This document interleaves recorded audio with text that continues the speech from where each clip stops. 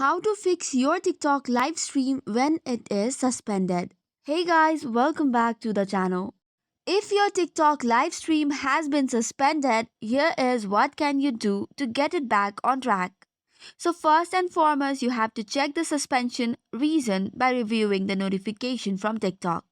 To do so, head over to TikTok and tap on Inbox. You will see Activity section. Tap on it, and if you tap on this, you'll see different options such as Activity, Likes and Favorites, and much more. You can see the suspension reason as a notification on this page.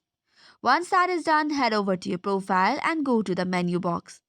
Then go to Settings and Privacy and scroll down to get to Report a Problem. Hereby, you can scroll down and search for Report a Problem feature or tap on Chat with Us. Now you can submit an appeal through the Report a Problem feature. You'll have to mention your problem and how your live stream was suspended without violation of any rules. Likewise, make sure to double check your content. This way you can avoid violations.